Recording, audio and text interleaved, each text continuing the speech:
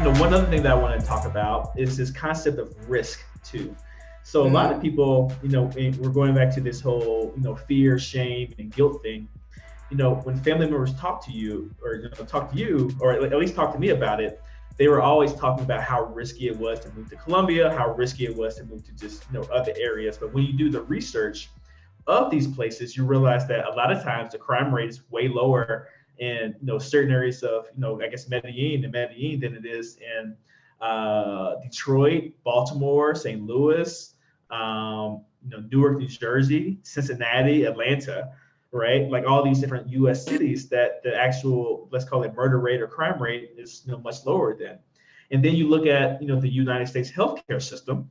You go in for a paper cut and you come out with a $3,000 bill, right? Just for going in for something very, very basic, where me and my wife pay $100 per month per person for insurance down here.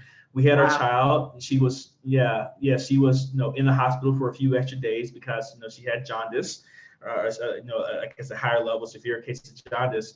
And our total bill when we came out was $20. We paid $20 for a 5-day hospital stay. Can you say that again for the people in the back?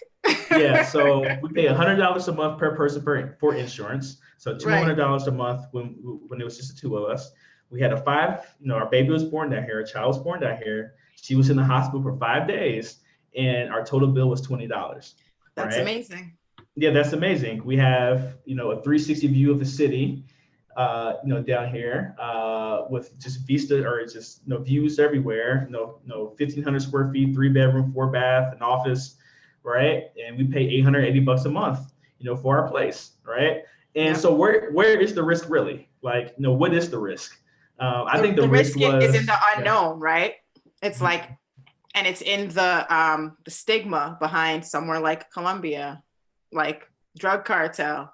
You don't know what you don't. It's like you don't know what you don't know, and so it goes back to that safety. We want you to be safe, and we also don't want you to be the one to figure out if it is as risky as we fear it to be. Because what if it is?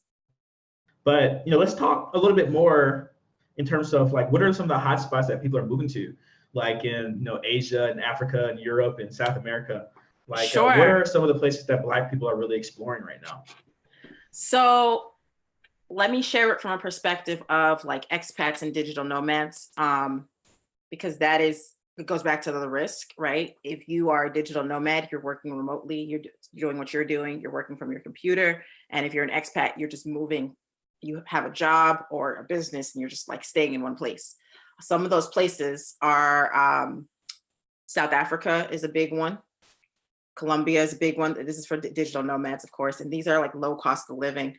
Thailand is a big one, specifically Chiang Mai and Bangkok. If you go to Thailand, folks, let me just tell you something about it. I used to hear people say, I've been to Thailand 6 times and I never understood why. I would actually get mad. I would say, why would you go somewhere more than once? Just go somewhere new. And then I went and I understood it. And then I was like, I'm coming back and I'm living here for a few months. So guys, if you go to Thailand, definitely go to Chiang Mai. It's great in terms of community, and it just has like a very peaceful vibe. And then there's Bali, which is great as well for digital nomads. And Portugal is actually up and coming for digital nomads. Now, here's one that I've heard a lot of, and I'm actually going to dispute it. Barcelona. Barcelona is not cheap. Don't let them fool you. Barcelona is not cheap. You're right about that. But it's appeared on many digital nomad lists, many. And I actually spent some time in Barcelona last summer. I lived in Estonia, and then I was like, oh, while I'm here, let me see what Barcelona's like. And I guess it depends on your lifestyle. However, like you can't get a place of your own, even a 1-bedroom, for $880. Barcelona, if you're willing to, I'll say this, it can be affordable, not cheap, but affordable if most times you're like renting a room in a flat, and you might end up paying like 500 euros, which right now is probably like $650. So you can't have your own. If you're an introvert like me, you can't really say, I want my own space. My budget is less than $1,000. Not in Barcelona. Like you're going to have a room, you'll be sharing a bathroom, You'll be sharing the living space, and that's it. So yeah, I dispute that one. Barcelona it should not be on that list. Now, for like expats, if you're talking about like getting a job, I would say instead of thinking of like countries, just follow the multinational corporations. So they'll have different offices all over the world. The UAE is huge for people that want to teach English abroad, and even just international schools. They also have a lot of like international branches there. I have a friend who she does IT stuff, and they have a company in the US, I believe somewhere in Ohio. They have a branch in Dubai. It's a big booming place for a lot of Black people. And it's a great way that if you want to get your foot in the door to say, you know what, for me, the experience is more important than, whatever I'm doing in my career. I'm going to go teach English. Like, that's a great place to start. And then of course you got to remember, like, there's a difference between Dubai and Abu Dhabi. They're like 2 hours from each other. I remember getting a job offer in Dubai, and they said to me, I want you to live in Abu Dhabi and drive to Dubai every day. And I said, I'm sorry, what? I'm like, I don't speak the language. It's an hour and a half. Let's start there. And it's driving. I'm a big city girl at heart. So if it's an hour commute, I need it to be a train, a subway, a bus ride where I could read a book and not like just sit in traffic. So those are just some places that you can think about. Singapore is great, super expensive, but great for expats. And it's also a great multinational space. Well, a lot of people talk about Malaysia, right?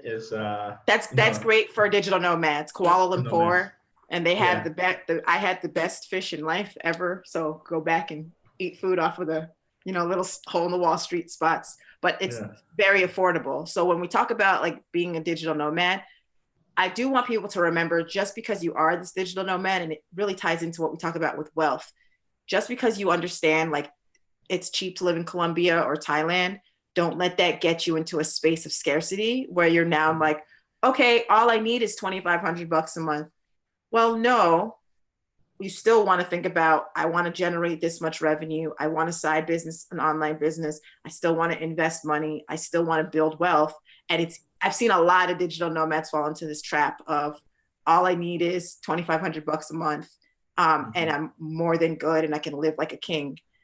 Great. I would like you to continue to live like a king with legacy, and that you're also thinking of the future and thinking of wealth building and investments, or whatever that